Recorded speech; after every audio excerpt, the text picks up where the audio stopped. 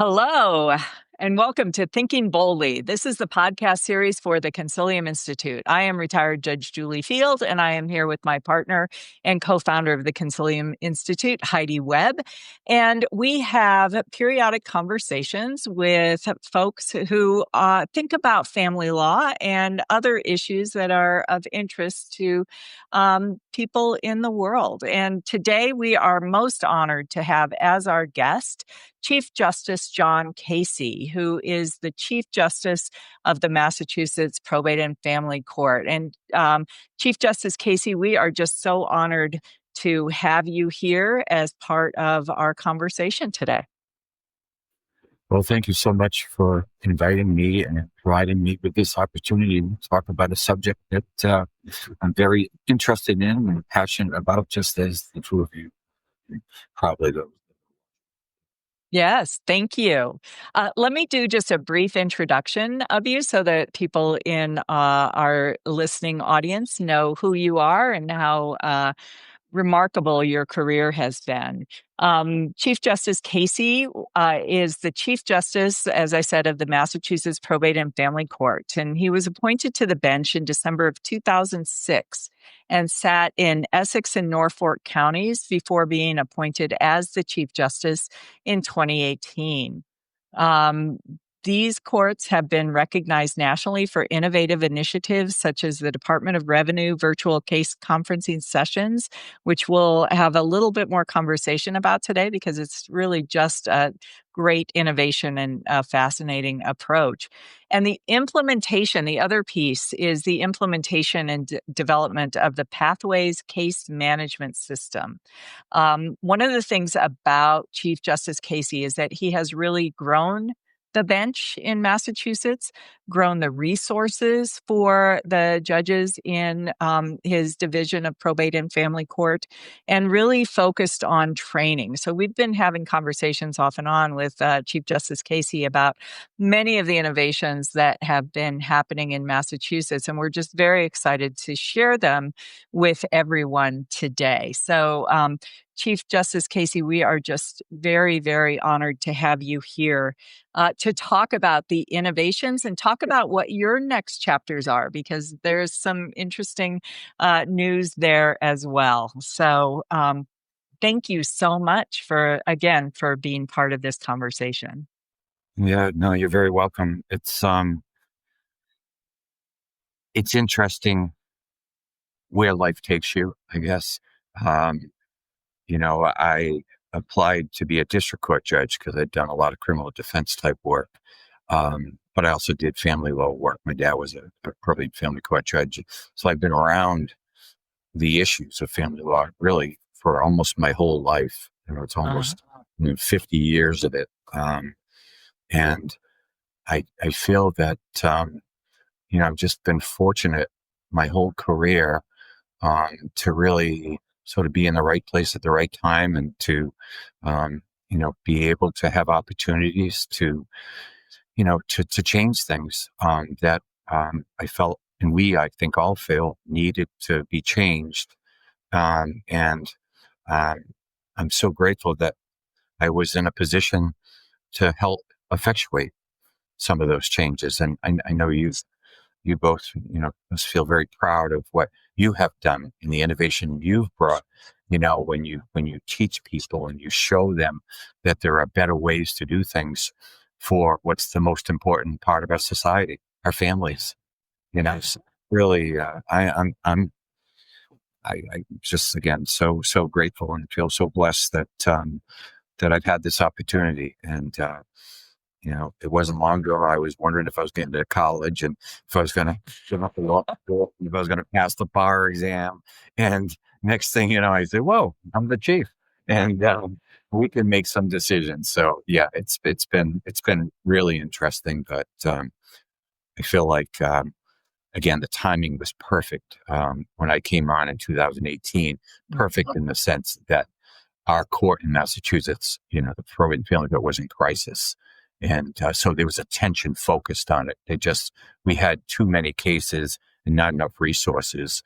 And, Chief Justice Gantz, the former chief of the Supreme Judicial Court, stated in his State of the Judiciary remarks in November 2017, the Probate and Family Court is in crisis and that we need to reimagine how we conduct our business. And so a few months later, I was given this opportunity to take over as the chief. So the attention was already focused on that we had a broken system. So basically, I was charged with my team of trying to, make changes to fix it.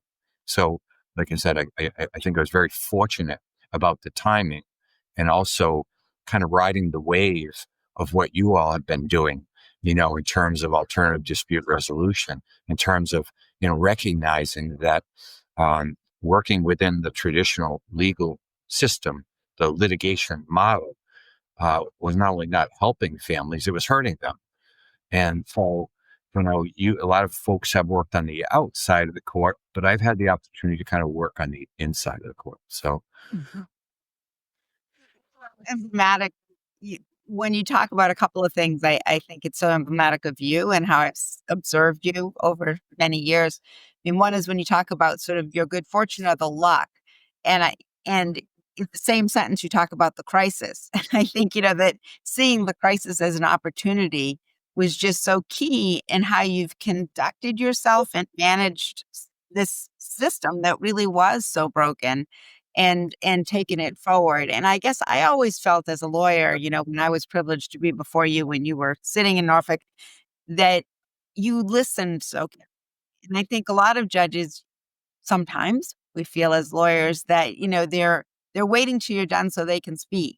And I never sort of had that sense with you. I always felt like you were truly listening and that you really were listening to hear the essence of something. And I think that's been, if I were like looking at a through line, I'd say that that's something you've carried everywhere you've gone. And it's been humbling to watch because you really have, even at this, pinnacle of this point in your career, I think you've always been listening and listening for other people's perspectives. And I think that's what makes you such a terrific leader. Thank you. Thank you for that. It's, again, when you think about it, and Julie knows, as a retired judge, when you walk into that courtroom and, people stand up and you're wearing this robe, and people are coming before you and they're asking you to make decisions about their life, especially in family court. That's a serious obligation, and it's complicated, and every case is different. We know that. And so you can't just rubber stamp things, it's and lawyers and litigants have such a short amount of time to present their case to you that you need to listen intently to know what it is about this case that's going to help me to make the right decision for this family. And so that's how I always treated it. And this job it's been interesting. It's it's a lot of, I say we've got elected registers here in Massachusetts, so the clerks of the court, and then we have appointed judges, not elected, which is good. They're appointed. And then we have probation. That's like the third, part of it that we have no control over. And my job was to sort of get everybody to work together each day to try to do the best that they could. And for the most part, that's worked out. That's worked out well, I think. Yeah. So you talked for a minute about Chief Justice Gantz, right? That talked about the system was broken, it needed to be fixed, and then you had the privilege and burden of stepping in at that moment to help with the fix. So what was it about the system that was broken, and what are two or three things that you really identified as needing to be fixed? Yeah, I think it was highlighted by a number of judges who were retiring 8 or 10 years before their mandatory retirement date. So they were retiring 60, 62 years of age. And it was because of burnout. It was because, they came on, they loved the job, But there are just, like I say, too many cases, not enough resources. We all get hit by the recession or whatever we want to call it back in like 2008. And that in particular hurt our court.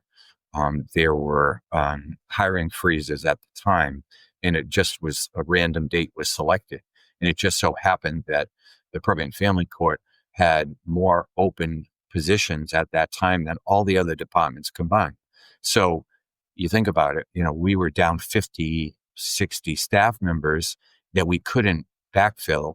And it took us a long time to get out of it. So it was hurting everybody. It was hurting in the registries.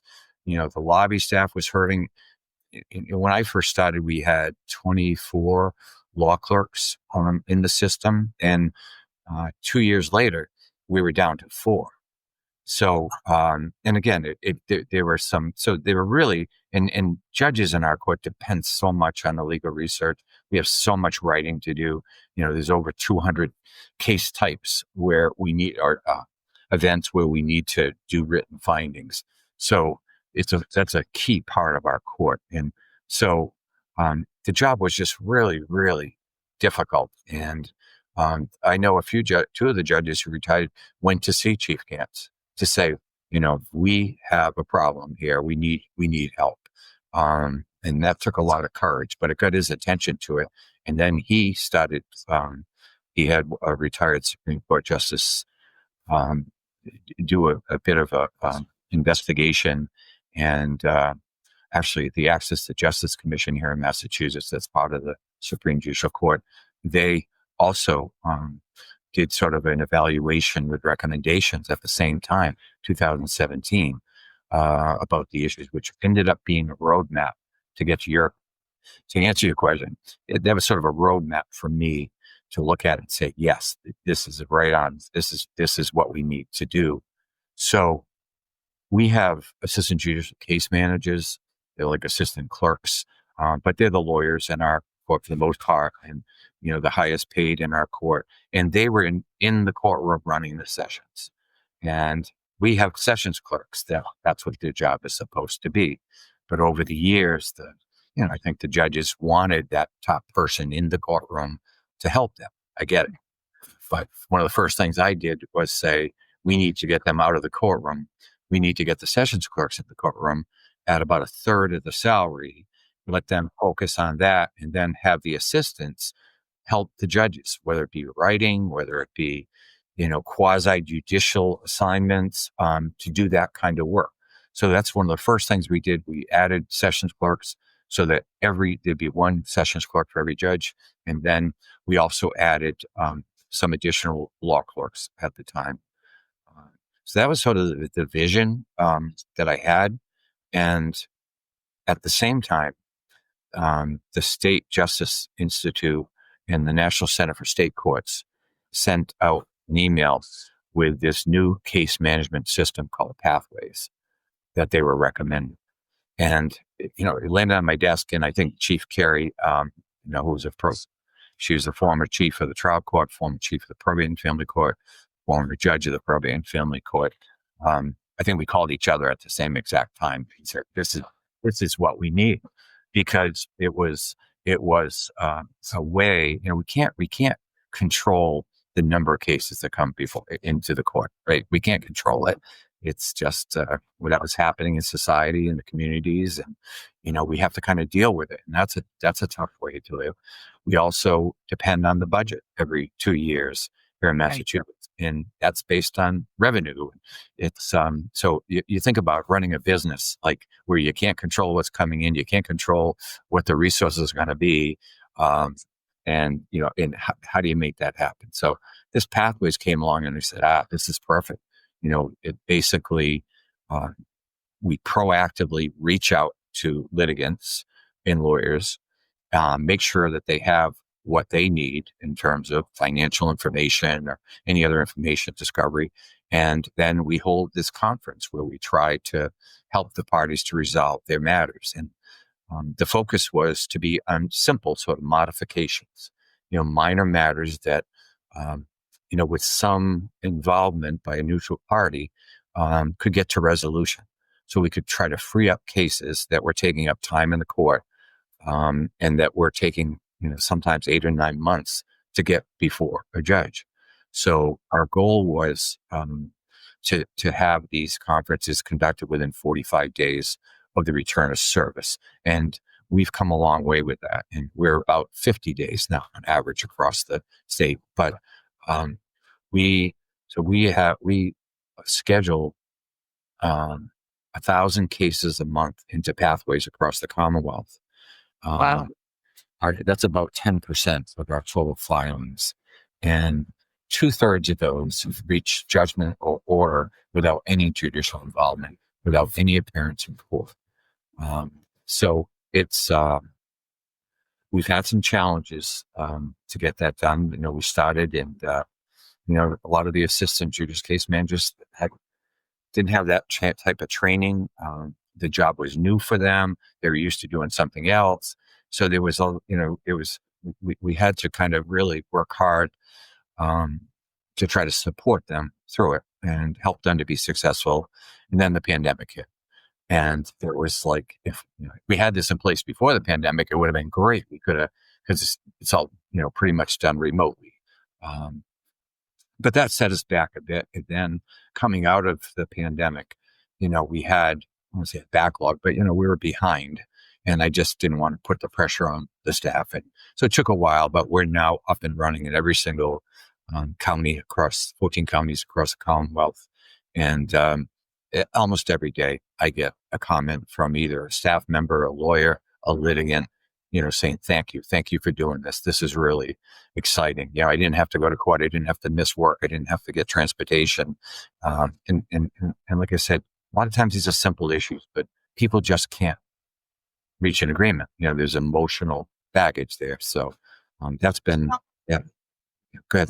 It sounds like it's almost a triage system. And I was going to use an emergency room sort of analogy, and then talked about pandemic. So I was like, maybe that's such a great idea. But I guess I am wondering how the cases for pathways, if you could describe how the cases for pathways are being sort of, and how the outreach is going when you say there's 1,000 cases that are, sort of being funneled into that system. So did you ask how are the cases selected? You could just describe, like, for everybody who's listening, like, say, they file a case. Will it go to pathways or not? How is that process sort of working? Yeah. So when we started, I felt that complaints for modification made the most sense. Typically it's 1 or 2 issues. In my experience, it might be something as simple as someone trying to stop the child support because the child's graduated from college and the other side won't agree and they can't get into court. And, things like that once you get into court, it gets resolved. It might be a parenting issue where suddenly, the child's activity is Wednesday night instead of Tuesday, but they won't agree to change the parenting time. It's little things like that, but it's important to people. And, you get in on a pretrial and you have these cases and they're like, and it gets resolved the minute a probation officer or somebody talks to the parties, if the other party even appears. So that was, we thought, if we could help and help those people to resolve those differences, yeah. And so that was really the focus. And what's happened, it's evolved over time. I mandated that, they had to do these. Each AJSAM had to do 5 pathways cases a week per judge. And, I learned, I listened and learned that, one system didn't work for everyone. And, we're always trying to get uniformity in the court. And it can be difficult, but for good reason. So I finally, got to the point where I just said to each county, you pick what case type you think would be best put into pathways, and you pick the people that you think would be best at doing it, if that's what you want to do. And all I'm expecting is that, you do 5 per judge per week. And they were thrilled. And so to answer your question, there are some places where it's contested divorces that are going in. There's some where they're putting contempts in. So it's unfortunately it's hard to know. But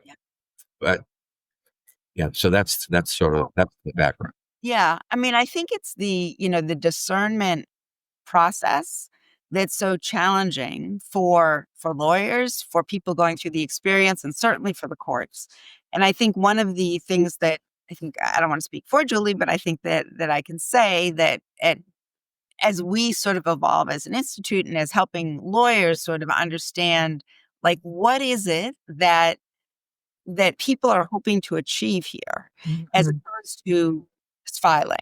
So, how do you help someone get from that original sort of point of anger, sadness, betrayal, like whatever the emotional components are, but translating that into the legal process effectively, so that somebody really is going to the right well for the right drink, as opposed to just like throwing in the bucket and hoping for the best, because, then you just get whatever's there. So, yeah, no, yes, it's so true. It's, and that's one of the things that I've mentioned in terms of, education is so critical. And we as a court have not done a good job at that. Again, there's all this good work being done outside the court. But, we don't, even before the filing, we don't do a good job of, educating people that there are alternatives. You don't have to go down this route. That's right. Because if you go down that route, it's often too late. It's not, but that's how they feel, once you go down.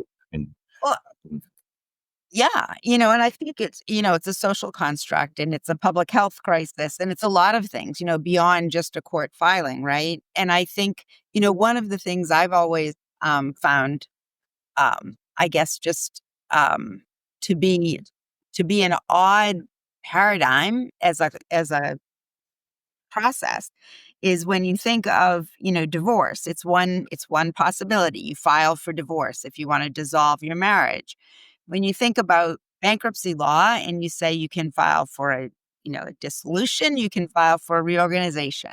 Well, in reality, family is so much more complicated than a business that may have people who just separate and go their individual ways. That never happens. If there are children and there's money. So we're always restructuring. We're always reorganizing. And yet the law doesn't provide for that. Like, if you look at the statute, you can't check that box. So helping people sort of understand that no matter what the black letter law says, this is the reality, like, of what's happening. How do you plan for that? How do you, and how do you help maybe within the court system, that becomes something that's more front and center in judges' minds, or in, litigants' minds, lawyers' minds, anyone going through it? Yeah, I think it's going to take a major effort by the bar, by court leaders, judges, again, practitioners. And again, I've seen a tremendous change. I mean, in terms of ADR, in terms of different approaches, in terms of AFCC, to some of the initiatives that they have out there. So there's a lot of really talented people that have some really good ideas. Some of these things are being done elsewhere, and it's a matter of, making it happen here. And that's one of the things I feel proud of, a number of things that we've accomplished. But if I had 10 more years to go, it would have been great, so 5 years, to really try to make those changes so that parties would know right away, here are the options. Here's what this means. This collaborative, this is, mediation, this, just the different approaches that can be taken to help us. I remember when I first came on, and, the judge's attitude was, we're a trial court. We're not a social service agency. Well, yeah, we are a trial court, but would be better if both. We could. Yeah. Right. We're going to be both. Right. You have to bring both those skills together. Yeah. If your goal is to help families, if that's what it should be, to help people, individuals, families going through the process. I would think that's what the goal should be. We're not businesses, like you said. We're families. Families are going to have to, connect many, many years after their divorce becomes final, and that's the reality. And it's we've come a long way since no fault.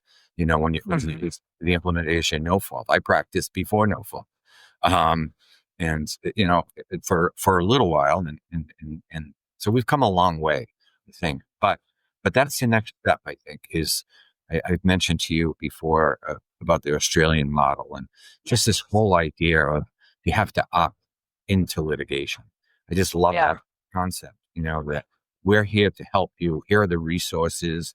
When I look at some of the models that you have, where you have the coaches involved and, people involved to try to help them, and that they're trained to do that. They're trained to help them.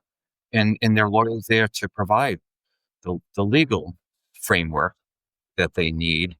But they're not like attacking the other side, or, they're just when you get to that goal of resolution and Right. as without hurting people as much as possible. So that's Yeah. Well, and there's one piece I wanted to pick up on from what you said earlier and just in your last comment is bringing ideas from different places, right? Because that's what we're trying to do in Colorado. Sounds like that's what you've been doing in Massachusetts with the Pathways program and looking at really kind of differential case management. That's the filter that I hear that through, or triaging, making sure that judges are educated on the resilience of families and the restructuring of families afterwards.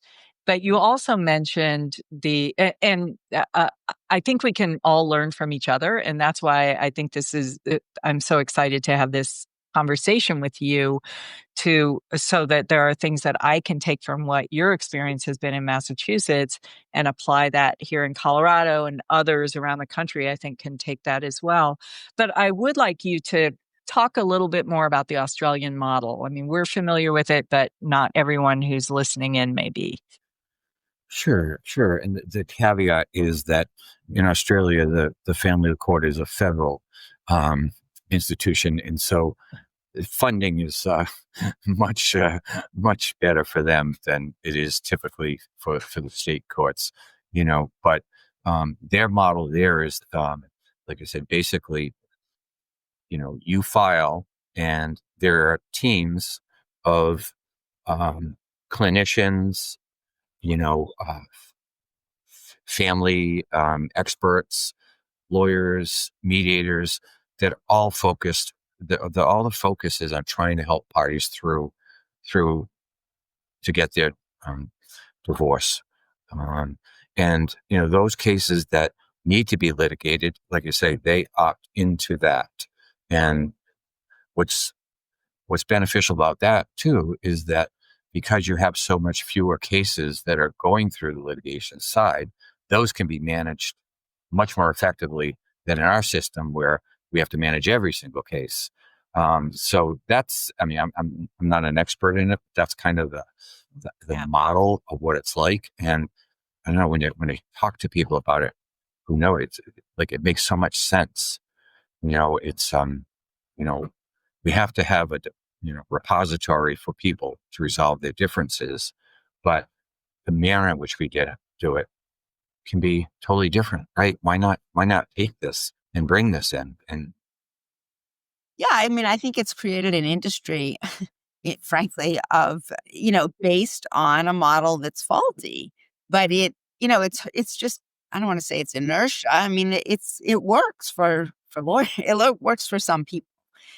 So the question is, how do you create an intervention and something that really works better for families? And I hear you on the federal element of that. It's much more, sounds like a much more cohesive way to apply something than you have all these different states doing it all these different ways. But even if, as a microcosm in Massachusetts or in Colorado, we can look at something with that sort of lens, I think it's just so helpful. And I think you've built a foundation that really allows for that. I think there's so many things that you put into place now that it's a matter of, you just sort of generating forward.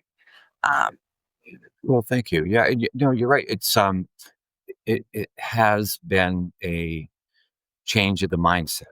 And there's no question about it. Like I said, it's taken a while. It's almost 6 years plus, but that's okay. That's a short time period in the time of the trial court. But you're right. Now, if you think about it, if we were to able to add some staff and double the type of, the number of matters we could hear, more and more cases could be put through this pathways, which again is kind of a triage.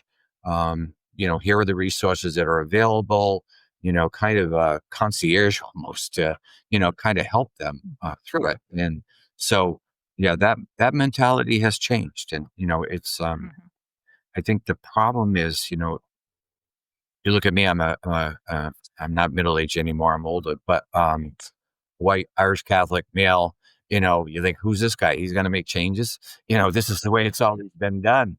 And it's, so there's that kind of mindset that, hey, that, we're just focusing on our job and we have to kind of deal with it. And like I said, I've been fortunate because, I think I've been around it long enough to know, here are the areas where the pain points, here are the areas where we really need to focus. And, and so we made a lot of those changes. And then, as you mentioned, we were able to increase the number of judges in Massachusetts. We advocated with the legislature, which again was no small task to get that done. Right. And it was, again, team effort. But those 8 judges bring us up to 59 judges. That's amazing. Yeah, and it's already, it used to be when a judge retired, the other judges would have to divide up their numbers. And that just set people back even further. So more delays in getting their decision. And we're not up to full speed yet, but just with the additional judges now, I've been able to slide in new judges to take over that list. So, it's already getting better as far as that goes. So I don't think we're in crisis anymore. I think that we still have room for improvement in some of the areas that we talked about.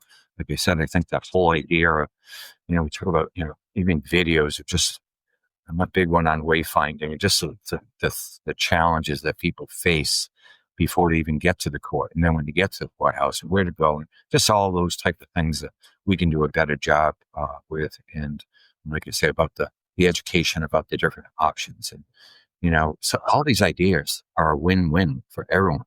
It's good for the court if it can, have more matters get resolved. It's good for the parties to move on with their life.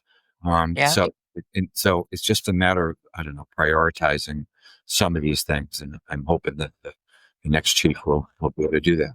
Yeah, me too. I mean, I really think it's, it's so much more than just putting lip service to something. And I think it is the backbone of society, families are. And I think, if we can't attend to families in a meaningful way, I mean, then you look at sort of the greater, the greater society and just sort of see how fractured it is in ways. And if this piece wasn't, as contentious, it wasn't as disappointing for people, I think it would give them hope and it would give them opportunity and pragmatic ways to move forward that would help everybody.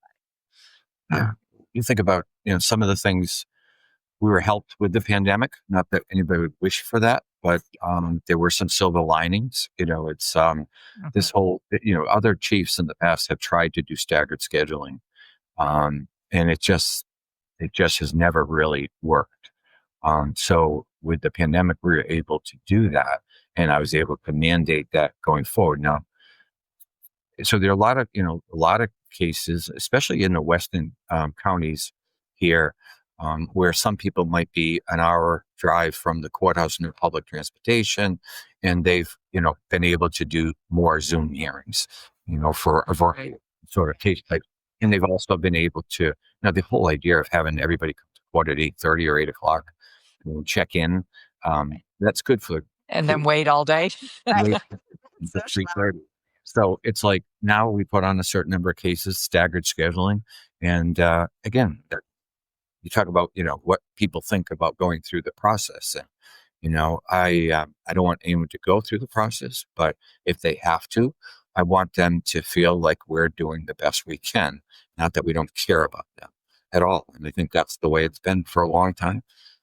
So, having the opportunity to have remote hearings, virtual hearings for simple type matters, um, respecting their time and their money by, having staggered scheduling. Yeah, I mean, those are, some of the things that we can do. And by having more judges now, we're hoping that it won't take as long to get into court. We're hoping that by taking away the pathways cases and the DOR child support type cases, that the judges will have more time to really have hearings on the cases that need to be heard. And also they'll have time to reflect and write their decisions. So I think we're really close to getting to the point where judges are going to feel better about the job and their work-life balance. And you're going to see it. And the clients are going to see it. Because again, things are going to work much better. So Yeah. So that's why I say it's been an incredible opportunity for me to kind of work through this. And the DOR, I don't know if that's of interest. Yeah, I did want to ask you about that. You had sent us a report from April on DOR case conferencing. And if you could just explain what DOR cases are and DOR case conferencing for people that may not be familiar with it, and then talk about the leaps ahead that you've made with that since you've been the Chief Justice. Thank you. So Department of Revenue here in Massachusetts is the Title IV agency, and they basically authorize to establish child support orders and enforce child support orders, and in the course of doing that, to establish parentage. Those are those DRR cases where people are receiving some form of benefit for the most part, and those we have 10 to 12,000 of those cases a year in filing. So again, about 10% of our filings. And a number of years ago, the Department of Revenue entered into an agreement with the Probate and Family Court to hold block sessions. And what was happening before was, DOR had to send lawyers to different counties, different days, different times. And they said in case workers. And, so I think it was a smart idea to say, can we do something to put them all on, a particular day each week or each month in a particular county. So that's what happened. And as a result of that, they funded a number of positions in our court. We get about close to 50 positions in the registries to process the work. So that's the way it was. And when I first started in 06, 07, we would have up in Essex County 100, 120 cases on our block day. So think about that. You magnify, so this, if everybody shows up, that's times 2, and then you've got the family members and the new significant other, and so hundreds of people are there, and it didn't feel like justice. It was none of the judges really liked it, and they call it like a cattle call. It was just but that was kind of built into the framework of the court. So that's one thing about the pandemic. One of the first things that we had to decide was, how are we going to hear these cases? That's the last thing, is this volume of people, and you can't stagger schedule that many people on these particular days. So we actually put our heads together, and I started doing phone hearings to start with. And the next thing you know, we had Zoom, and we brought in sessions clerks for these DOR positions in the administrative office. We used 2 recalled judges, retired judges who were working part-time. Department of Revenue changed the whole way that they conduct business in terms of child support establishment and enforcement. And again, it was a bit of a struggle at first, but we all knew we had to do something different. We had to learn how to use shared files. We had to, figure out how do we do financial statements? How do they sign them? How do they change them? All those things that we've kind of worked through. People thought it'd be impossible, but it's not. It's working tremendously. And so, basically, and now Department of Revenue, their attorneys can work in 3 different counties in one day, through the Zoom process. It's enabled. Again, you saw April was 998. It's about 1,000 cases a month that go through that process. And people can opt out and have an in-person hearing. I think that in 3 years, we've had 1 or 2. That's how few. Because people, you talk about being heard, it's, people are heard. They may not be in the courthouse, but I'll tell you, I've done hundreds of these, and people are appreciative. They're respectful. They don't have to deal with. They'll do it. I've done it in a broom closet, a hearing it, and I know that. You don't. People think that people aren't going to be respectful, but they're incredibly respectful. They appreciate it. They appreciate that they don't have to miss work. They appreciate they don't have to deal with transportation issues. There's a lot of hurdles for people to get over to get to court, especially in this sort of group. So I'm really we've received a national award for that, and it seemed like a simple idea, but it's been very effective, and so, I think it's been an access to justice issue,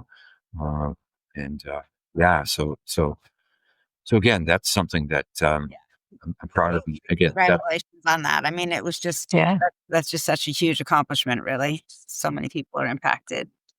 And so many people, their only experience with a court is in the family law context, right? And so, to the extent that we, as judges, as court officers, as people that care about due process, making sure that people are seen, heard, and understood. And it sounds like everything that you've done, Chief Justice Casey, is to really make that true in your term as the Chief Justice. And one of the things you said early on in our conversation is that you never gave up, you listened, you adapted, you heard what the different courts were saying about what their priorities were and how they could better do differential case management in their courtrooms with the Pathways Project, and really just embraced that need for making sure that they were meeting the needs of the people in their communities and making it really granular down to each courtroom. Yeah, thank you. Yeah, if you take away sort of the historical baggage and the customs and traditions and we've always done it this way sort of mentality, if you strip it away and you look at it and just problem solve, it's like, it makes perfect sense, doesn't it? We had people that weren't coming to court, because I don't know, maybe they thought to get arrested on a warrant. Maybe they, were going to lose their job. Maybe, there are a lot of different reasons why they wouldn't come to court. And now for us, it's almost like us. It is. No, it is on top of everything else. You're right. And we've been able to resolve all that. And there's so many other collateral positive effects. I think we all know that sort of research is that if fathers are involved with their children, they're more likely to pay support.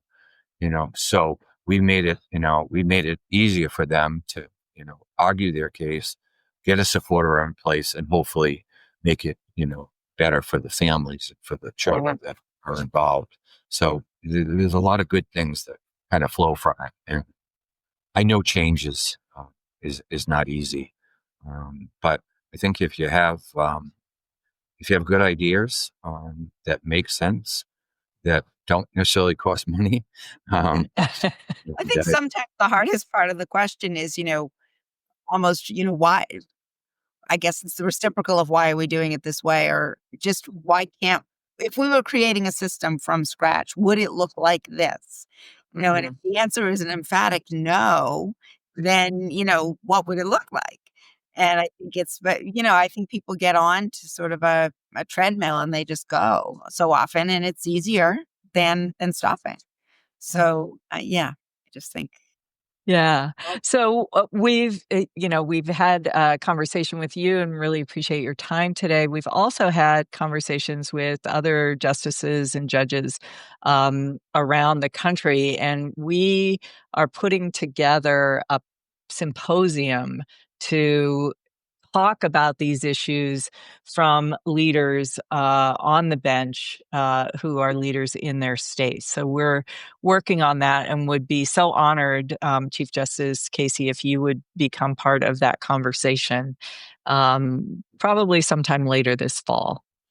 Yeah, thank you. No, that would be wonderful. I've had the opportunity to be involved in a similar type symposium with international judges, and it was, I guess, remarkable to me that we're all dealing with the same types of problems, and Yes.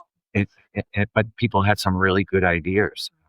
That's where I learned about Australia from the judge there in symposium, and those ideas. And I was like, wow, gosh, that's great, that's wonderful. And how do we take that back, and how do we effectuate change here? Yeah. I love that. Well, know that sadly for the state, come July, I think the 6th, you will be moving on and doing some other things. Do you want to tell us a little bit about what that will be like for you, and what your next chapters will look like, or at least pieces of it? Is this where I talk about my new book coming out and hopefully everybody buys it?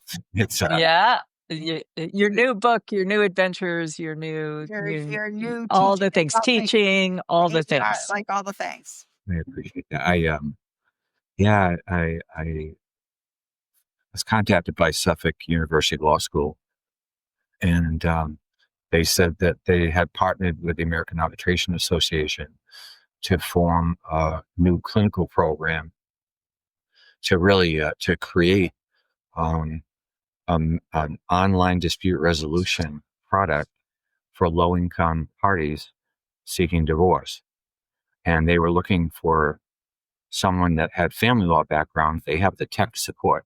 So fortunately, that's it wasn't both. I said, okay. And I said, that sounds like something I might be interested in for the next chapter. And we kind of worked through it. And I was fortunate enough to be offered and accept the position there, which I got the day after I leave here. But it's, I'm assuming the two of you have been involved in academia, and it's refreshing. It's exhilarating. It is.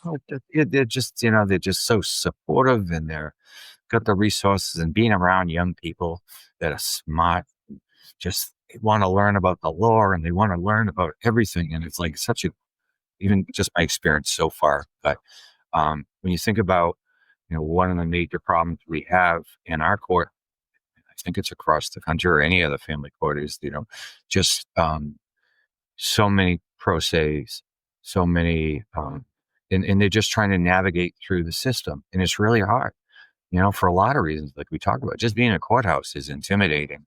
And they don't have the resources really to go to some alternative resolutions. So we're going to create this, hopefully, program that people can just answer questions, and then be connected with a mediator. I didn't realize American Arbitration Association is a nonprofit organization, and they're the biggest sort of mediation program in the world. So they're not doing it to make money; they're doing it to help people.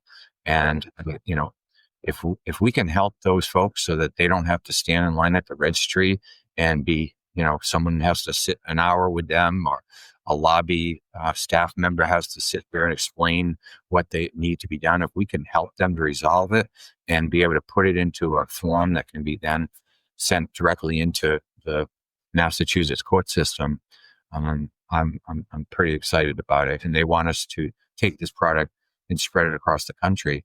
So that's kind of the plan for the next 3 years. So I'm hoping in 3 years I can come back and talk to you about, challenges and success we may have with that. But I think that's something that's really will be another way that we can help the court to deal with that kind of issue. So again, I'm just that's fantastic. I'd love to check in with you before 3 years so we can see how it's going, because I think that's an exciting project.